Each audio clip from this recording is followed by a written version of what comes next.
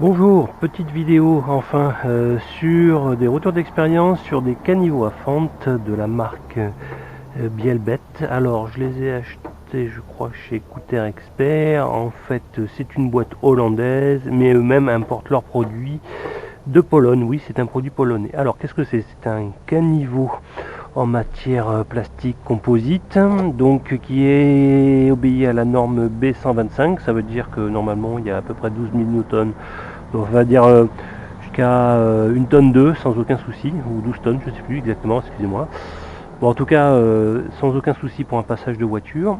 Et l'avantage, c'est un caniveau à fente, donc typiquement pour intégration dans une terrasse comme ci. Alors là je suis en train de la finir et donc il me manque à faire la partie extérieure, la bordure extérieure, mais vous allez voir in situ un peu comment ça se déroule. Donc voilà, donc il va avoir plus qu'une fente de à peu près 1 cm,3 de large. Alors moi je vais faire 2 cm parce que je vais intercaler entre un bandeau de LED histoire de rajouter des luminaires sympas. Mais petit retour d'expérience donc sur ce type de produit.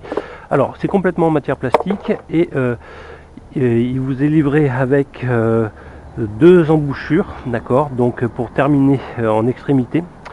Et alors soit latérale, c'est-à-dire aller coulisser ici comme ceci, ou alors en extrémité longitudinale. Et donc c'est au format, alors c'est du diamètre 70 ou 80, donc c'est pas forcément un diamètre standard, c'est un peu difficile d'ailleurs à trouver. Alors petit premier reproche que je trouve, je dirais, c'est que premièrement les extrémités ne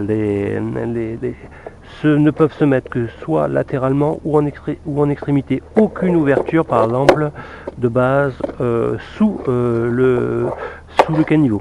Alors concernant Gouttière Expert, rien à dire, livré super rapidement, etc. À un moment donné, j'ai commandé en 2 ou 3 colis parce que j'ai 30 cm linéaires que vous voyez ici.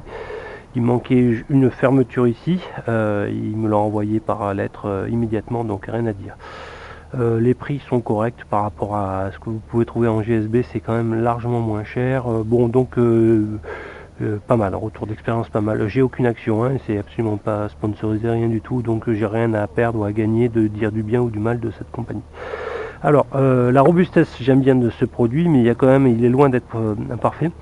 Et notamment si vous êtes typiquement dans ce cas de figure. Alors vous allez voir ici, là j'ai une bande de 10,65 m et j'ai à peu près la même chose de l'autre côté, donc j'ai en tout 36 mètres, j'ai posé 36 mètres linéaires. Alors le problème vient des écoulements, parce que évidemment ils préconisent de mettre les écoulements à l'une des extrémités, d'accord, donc par exemple là-bas ou là-bas, mais il va se poser problème si typiquement vous avez peu de pente, ou en tout cas dans le pente externel, on va dire parallèle à la maison, il se peut que vous n'ayez pas de pente, d'accord, donc uniquement la pente qui reflue les eaux de pluie. Alors ça peut poser problème parce que du coup l'eau peut stagner, ok, à l'intérieur des gouttières. Alors pour cela, moi j'ai plutôt privilégié mes descentes d'évacuation plutôt à écuirer partir le long, d'accord, donc ce qui entraîne que j'ai dû percer au milieu du caniveau, ceci. Alors j'ai fait des descentes de 50, d'accord. Alors ils préconisent du 100, d'accord, ou du 110, je ne sais plus exactement. Mais moi j'ai fait des descentes 50, mais j'en ai fait plusieurs, d'accord, qui sont écuirés partis selon cette longue ligne, d'accord. Donc du coup je souffre un petit peu moins de ce problème d'évacuation et d'eau stagnante, parce que dans le cas contraire, il va falloir que vous ajustiez une pente, d'accord, dans la direction de votre évacuation. Mais avec des longueurs telles que j'ai, moi, au bout de 10 mètres, et vous imaginez bien que pour avoir même une pente de 0,5 cm par mètre, ça va faire plus de 5 cm au bout du compte, ce qui est énorme. Alors, vous pouvez quand même un peu tricher, comme vous allez voir un peu sur les photos montage. Donc, ce que j'ai fait, évidemment, j'ai fait une tranchée. Il y avait déjà la terrasse à distance ici. Donc j'ai fait une extension de terrasse, donc j'ai percé latéralement la terrasse,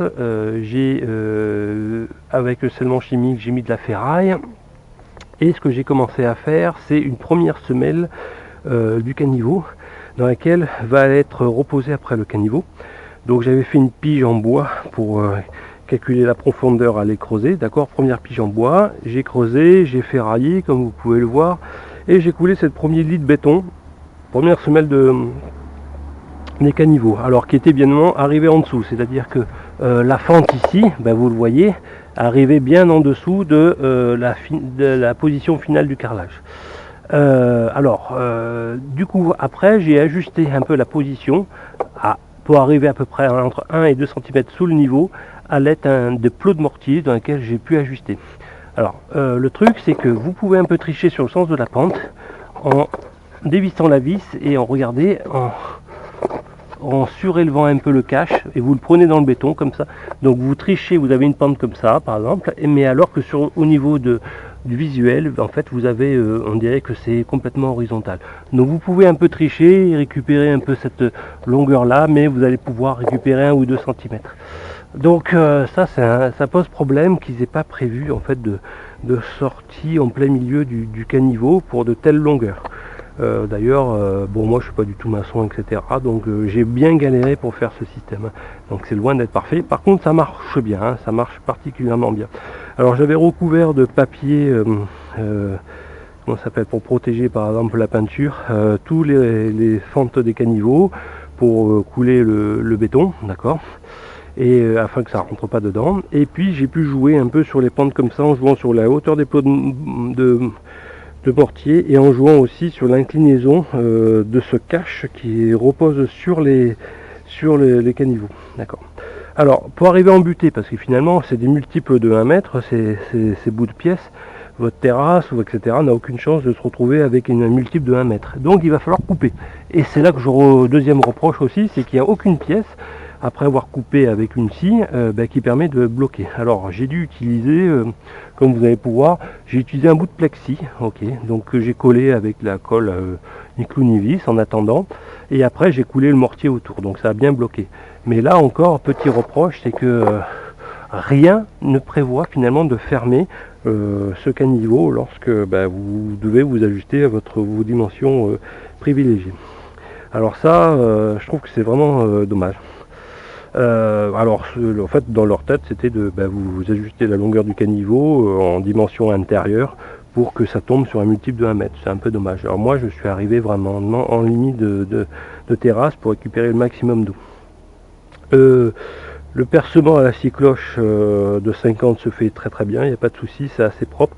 Et pour ajuster après les niveaux, comme vous allez voir sur les différentes photos, j'ai utilisé une scie multifonction là, qui fait un mouvement de gauche vers la droite pour vraiment couper à ras le PVC de 50 qui traversait le caniveau à un moment donné, afin que l'évacuation puisse se faire comme vous pouvez le voir sur les photos. Donc en conclusion, poser des caniveaux, en fait c'est super dur. Parce que ça demande des ajustements, etc. Bon, moi je suis pas maçon, donc peut-être c'est facile pour d'autres, mais moi ça l'était pas.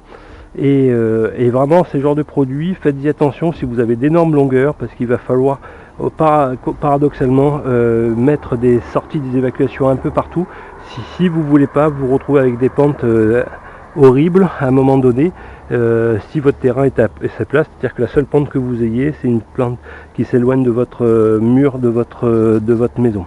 Donc ça peut poser problème. Je dirais que ça n'a pas de problème ces genres de caniveaux quand vous avez des 3-4 mètres linéaires. Au-delà de ça, vous devez intégrer ça. Donc pensez à mettre des évacuations tous les 3-4 mètres en jour. Voilà, bon, j'espère que cette petite vidéo vous a servi.